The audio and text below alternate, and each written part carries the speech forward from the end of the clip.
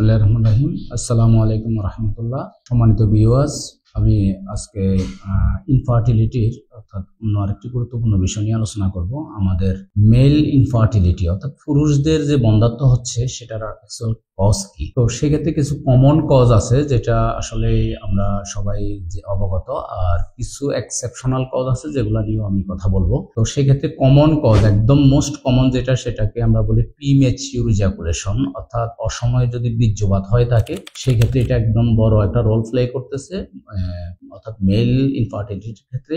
আর অথবা আরেকটা আমরা এভাবেও বলতে পারি লো স্পার্ম কাউন্ট, অর্থাৎ লো স্পার্ম কাউন্টে আমরা যে বিষয়টা পেয়ে থাকি সেটা হলো যে শেপ গুলা, অর্থাৎ সেটার আমরা এভাবেই চিন্তা করতে থাকি, অর্থাৎ এটার মোটিলিটি রেটের উপরেও কিন্তু আমাদের স্পার্ম কাউন্টের উপরে ডিপেন্ড করতেছে। এরপর আমরা আরেকটা যে বিষয়টা করি, অর্থাৎ আমাদের স্পোটাম আছে, স্পোটামের যদি ভেন গুলা যদি এনলার্জ হয়ে যায়, যেটাকে আমরা ভেরিকোসেল বলি, তো এই যদি ভেরিকোসেল কোনো প্রবলেম থেকে থাকে সেক্ষেত্রে হতে পারে।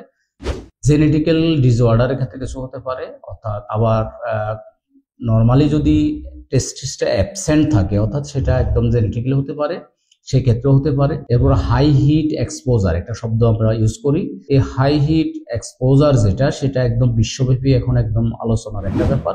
সেটা হলো যে এরকম, অর্থাৎ এক্সাম্পল হিসাবে বলা হয়েছে এখানে, এটা একটা থিসিসের বিষয়, অর্থাৎ বলা হয়েছে এরকম, অর্থাৎ যারা টাইট জিন্স প্যান্ট পরতেছে তাদের স্পার্মটা বয়েলড হয়ে যাচ্ছে, সিদ্ধ হয়ে যাচ্ছে, সেই ক্ষেত্রে সেই স্পার্মটা নিষেক হচ্ছে না, বা নিষেক করার ক্ষেত্রে সেটা যেহেতু হাফ বয়েলড হয়ে যাচ্ছে সেক্ষেত্রে সেটা অর্থাৎ অকার্যকর হয়ে যাচ্ছে।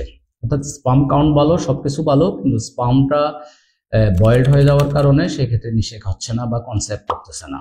তো সেটা কিন্তু একদম ওয়ার্ল্ড ওয়াইড সেটা গবেষণা করতেছে, এবং সেক্ষেত্রে এক্সাম্পল হিসাবে বলা হয়েছে হুজুরদের ক্ষেত্রে বাচ্চা কাচ্চা একটু বেশি।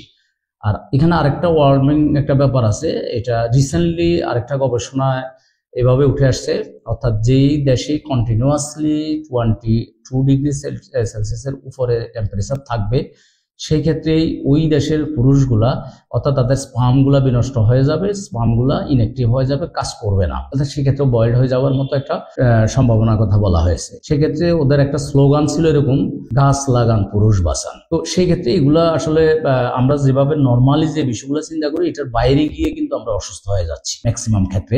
এরপরে সেক্সুয়াল ডিসফাংশন যেগুলা আমরা বলে থাকি, সেক্ষেত্রে দুইটা ব্যাপার আছে, একটা ওই আগে যেটা আলোচনা করেছি প্রিম্যাচিউর ইজাকুলেশন, আরেকটা কথা আমরা বলেছি সেটা হলো ইরেকটাইল ডিসফাংশন। অর্থাৎ ইরেকটাইল ডিসফাংশন আমাদের বা প্রিম্যাচিউর ইজাকুলেশনটা এটা একদম যুব সমাজের ভিতরে একদম ভেরি কমন একটা প্রবলেম। তো এই প্রবলেম নিয়ে যারা এখনো বিয়ে করেন নাই, বিয়ে করতে চাচ্ছেন বা বিয়ে করার প্রক্রিয়ায় আছেন, তাদেরকেও আমি পরামর্শ দিব, এগুলা কিন্তু একদম প্রপার ডায়াগনোসিস করে প্রপারলি আমরা মেডিকেশনের মাধ্যমে এগুলার চিকিৎসা হয়ে যাচ্ছে আমাদের সম্পূর্ণ ন্যাচারাল ওষুধের মাধ্যমে। আপনারা এগুলাতেই অন্তত পক্ষেই আতঙ্কিত না হয়ে এগুলা সঠিক চিকিৎসা গ্রহণ করে ভালো সুস্থ থাকুন। এরপরে আরেকটা যে ব্যাপার, যেটা হলো যে আমরা যেটাকে বলি বিভিন্ন থেরাপিউটিক্যাল যে বিষয়গুলা, যেমন আমাদের কেমোথেরাপি দিয়ে থাকি, রেডিয়েশন দিয়ে থাকি, কিভাবে, অর্থাৎ এটা হলো যে আমরা যে আল্ট্রা করতেছি, এক্সরে করতেছি, তো এই এমআরআই করতেছি, এই বিষয়গুলো কিন্তু আমাদের এখানে দারুণ একটা প্রভাব পড়তেছে, অর্থাৎ এটার কারণে কিন্তু মেল ইনফার্টিলিটি বা বন্ধ্যাত্ব দেখা দিচ্ছে। তো